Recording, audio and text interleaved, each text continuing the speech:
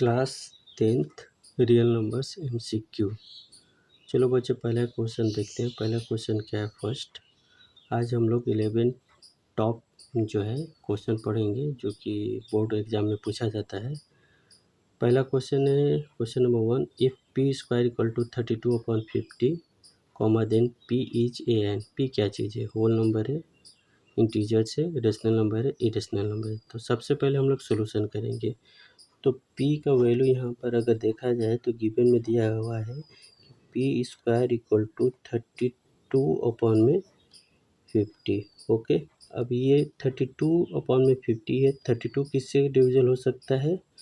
अगर देखा जाए तो अगर 2 से अगर डिविजन में कर दूँ तो ये हो जाएगा, 2 से अगर कट जाएगा तो 2 1 2, 1 बचा 12, 2 6 12 और ये हो जाएगा 2 2 4, 1 बचा 2 5 10, यानी मिला कितना हमें 16/25। यहाँ पर क्या चीज़ है? पी स्क्वायर है तो p इक्वल टू हो जाएगा √16/25। अब इसको स्क्वायर रूट से बाहर कीजिएगा तो आप इसे लिख सकते हैं 4 × 4, ऐसे 5 × 5, यानी मिलेगा हमें 4/5। अब 4/5 क्या चीज़ है?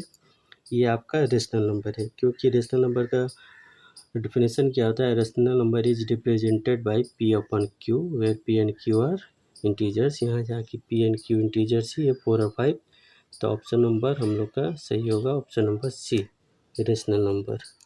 ठीक है। अब जो अगला क्वेश्चन है हम लोग का, अगला क्वेश्चन क्या है आपके पास? The sum of exponent of prime factor in the prime factorisation of 196।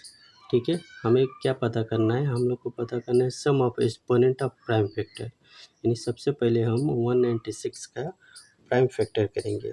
196 का अगर प्राइम फैक्टर किया जाए तो 196 का प्राइम फैक्टर आप एलसीएम लीजिएगा तो मिलेगा आपको 2 × 2 × 7 × 7, 7 7 49, 49 4 हो जाएगा 196, यानी फाइनली मिला कितना? 2 कितना टाइम्स आया है? 2 टाइम्स आया है तो 2 का पावर 2, 7 कितना टाइम्स आया है? 2 टाइम्स, 7 का पावर 2। हमें क्या पता करना है? Sum of exponent. एक्सपोनेंट क्या होता है? जो पावर होता है उसे एक्सपोनेंट कहते हैं, यानी मिला हमें 2 + 2 = 4। तो ऑप्शन नंबर कौन सा सही होगा? बी सही होगा। ठीक है। अब उसके बाद नेक्स्ट क्वेश्चन में हम लोग आएंगे। तो नेक्स्ट क्वेश्चन क्या है? Total number of factor of prime number is. अगर प्राइम नंबर का मैक्सिमम फैक्टर यानी टोटल फैक्टर कितना होता है? तो प्राइम नंबर का डिफिनेशन क्या होता है कि divided by itself. Prime number वही होता है जो खुद से डिवाइड हो जाए। तो अगर देखा जाए तो अगर प्राइम नंबर का मिनिमम प्राइम नंबर का छोटा स्मॉलेस्ट प्राइम नंबर होता है 2, जो कि ये आपका इवन प्राइम नंबर भी है। तो अगर किसी को भी प्राइम नंबर 2 का भी फैक्टर किया जाए तो मैक्सिमम 1 × 2 होगा। 3 का किया जाए तो 1 × 3 होगा। 5 का किया जाए तो 1 × 5 होगा। 7 का किया जाए तो 1 × 7 होगा। इसका कंक्लूजन क्या निकला कि मैक्सिमम कितना फैक्टर होता है? 2 फैक्टर होता है। ठीक है, तो आंसर नंबर कौन सा हो जाएगा? ऑप्शन नंबर सी करेक्ट होगा। अब हम लोग चेक क्वेश्चन नंबर 4 पर आते हैं। क्वेश्चन नंबर 4 में क्या लिखा हुआ है कि क्वेश्चन नंबर 4 में है द HCF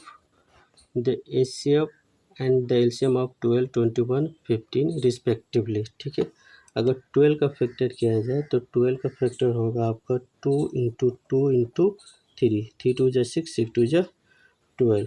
21 का फैक्टर किया जाए तो 21 का फैक्टर मिलेगा आपका 3 × 7, 7 3 21।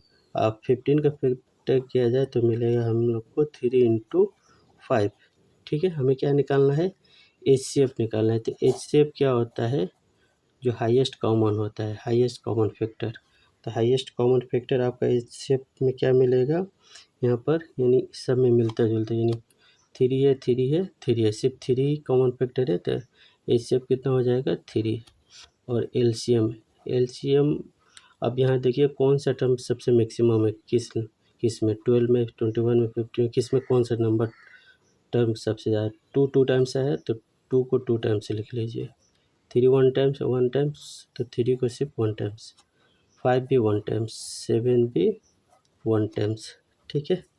अब इसका मल्टीप्लाई कीजिएगा, जब मल्टीप्लाई कीजिएगा तो ये आपको मिलेगा 420 यानी, ठीक है। 2 2 जा 4, 4 3 जा 12, 12 5 जा 60, 67 जा 420 यानी एचसीएफ मिला 3 और एलसीएम मिला 420। तो अब बताइए इसमें ऑप्शन कौन सा सही होगा? ऑप्शन नंबर सी, यानी एचसीएफ आपका पहले एचसीएफ पूछा है, बाद में एलसीएम, तो एचसीएफ 3, बाद में एलसीएम तो एलसीएम, ये ऑप्शन नंबर सी करेक्ट हो जाएगा। ओके, अब हम लोग क्वेश्चन नंबर 5 को देखते हैं।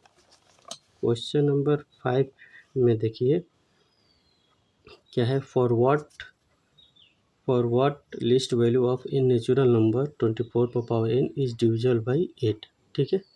अब हमें बताना है इसमें कि n का वैल्यू क्या होगा नेचुरल नंबर में। तो यहाँ पर क्या है कि वो भी क्या है, कंडीशन दिया हुआ है कि 8 का डिविजल हो जाए। यहाँ पर ऑप्शन भी है 1, -1, 0 और नन ऑफ दिस। अगर 20 n का वैल्यू हम लोग क्या रख सकते हैं, अगर 1 रखें तो 1 रखेंगे तो क्या हो जाएगा 24 पर पावर 1 यानी 24 ही मिलेगा, जो कि 8 का डिविजल हो जाएगा। तो यानी कि n का वैल्यू 1 रखने से 8 का डिविजल हो जा रहा है, ठीक है। तो ऑप्शन नंबर ए आपका करेक्ट होगा। ओके, अब जो अगला क्वेश्चन है क्वेश्चन नंबर 6 जो है, the HCF a comma b 2 है and LCM a comma b 27 है। What is the value of a cross b, ठीक है। हमें पता करना है कि ए क्रॉस बी का वो कहते हैं, एक फार्मूला होता है कि first number into second number equal to LCM into HCF. तो मान लीजिए ए मेरा फर्स्ट नंबर है और बी मेरा सेकेंड नंबर है, इसी का वैल्यू पता करना है। तो मैं इसको लिख सकता हूँ H C F into L C M, ठीक है। तो एच सी एफ का वैल्यू कितना है, यहाँ पे 2 दिया हुआ है और एल सी एम का वैल्यू कितना है 27। मल्टीप्लाई कीजिए तो कितना हो, 2 7 जा 14 को 4 कैरी 1, 2 2 जा 4 1 5 54, यानी ऑप्शन नंबर बी आपका करेक्ट होगा, ठीक है। अब नेक्स्ट क्वेश्चन नंबर 7 पे आते हैं। तो क्वेश्चन नंबर 7 जो लिखा हुआ है, द एचसीएफ ऑफ 3 पर power 3 into 5, 3 raise to the power 2 multiply 5 raise to the power 2 each, option ये दिया हुआ है, ठीक है। इसका एचसीएफ निकालते तो सबसे पहले नंबर को लिख लेते हैं। पहला नंबर क्या है 3 पर 3 इंटू 5 और दूसरा नंबर क्या है 3 पर पावर 2 इंटू 5 पर पावर 2। अब इसका एचसीएफ क्या होगा, तो एचसीएफ कॉमन फैक्टर होता है, ठीक है। इसमें सबसे ज़्यादा कॉमन फैक्टर मैक्सिमम कौन सा वाला है, तो हाईएस्ट कॉमन फैक्टर यूज किया जाता है। तो इसमें यहाँ 3 है, यहाँ 2 है, तो हम 3 पर पावर 2 को कॉमन कर लेंगे। यहाँ 5 है, यहाँ 5 पर पावर 2 है, तो मैं यहाँ 5 कॉमन कर लेंगे, ठीक है। क्योंकि इसमें 3 2 टाइम से आया था, 5 1 टाइम से आया था, तो सिर्फ 1 हो जाएगा। तो 3 का हो जाएगा 3 3 जा 9 और 5 9 5 जा 45, यानी ऑप्शन नंबर डी करेक्ट होगा, ठीक है। अब क्वेश्चन नंबर 8, इसमें देखिए क्या लिखा हुआ है, लिखा है कि if the HCF of 2 numbers is 1 then the 2 numbers are called, यानी एचसीएफ 1 है तो उस नंबर को क्या कहा जाएगा, composite number, twin number, co primes number, none of this. Composite number क्या होता है, जिसका मोर देन 2 फैक्टर होता है, मोर देन 2 फैक्टर, तो ये तो ऑप्शन नहीं होगा।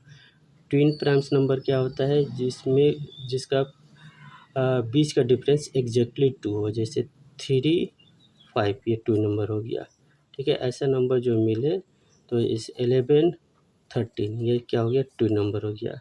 तो ऐसा नंबर को हम ट्विन प्राइम नंबर कहते हैं। अब को प्राइम्स नंबर क्या होता है, जिसका हाईएस्ट कॉमन फैक्टर यानी एचसीएफ 1 हो, तो ऑप्शन नंबर सी करेक्ट हो जाएगा, ठीक है। अब क्वेश्चन नंबर 9 देखते हैं। क्वेश्चन नंबर 9 में देखिए, पाई क्या चीज़ है, एन इंटीजर है, एन रेशनल नंबर है, नन ऑफ दिस। पाई क्या चीज़ है, तो पाई का जो एग्जैक्ट वैल्यू होता है, पाई हो 3.14159 which is non terminating and non repeating, तो इसलिए ये क्या होगा इरेशनल नंबर।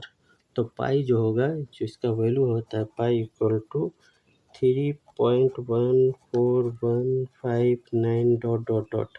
ठीक है, ये क्या है, नॉन टर्मिनेटिंग नॉन रिपीटिंग है, इसलिए इसका आंसर हो जाएगा एन इरेशनल नंबर। ये आपका इरेशनल नंबर हो जाएगा, ऑप्शन नंबर बी करेक्ट होगा। अब आते हैं क्वेश्चन नंबर 10। क्वेश्चन नंबर 10 में क्या है, which of the following is the smallest composite number. तो कंपोजिट नंबर का क्या होता है, मोर देन 2 फैक्टर। अब यहाँ पर देखो 1, ये 2 ही फैक्टर होगा, 1 और 3। इसका भी 1 2 2 ही फैक्टर हुआ, इसका भी एक ही फैक्टर 2 फैक्टर होगा। 4 का फैक्टर आपको 1 भी हो सकता है, 2 भी हो सकता है, एक 4 भी हो सकता है। तो स्मॉलेस्ट कंपोजिट नंबर मिलेगा आपको 4। ठीक है, अब आते हैं क्वेश्चन नंबर 11। क्वेश्चन नंबर 11 में देखिए क्या लिखा हुआ है, the HCF of smallest prime number. तो स्मॉलेस्ट प्राइम नंबर क्या होता है, स्मॉलेस्ट प्राइम नंबर आपका हो जाएगा, स्मॉलेस्ट प्राइम नंबर 2 होगा। ठीक है, smallest composite number composite number 4 होगा। तो अब इनका एचसीएफ निकालना है। तो एचसीएफ जब हम निकालेंगे 2 और 4 का, तो हमें इसका अगर फैक्टर किया जाए तो 2 इंटू 1 ही होगा, इसका 2 इंटू 1, तो यानी हमें क्या मिलेगा 2। तो इसका आंसर 2 हो जाएगा, यानी ऑप्शन नंबर बी करेक्ट होगा।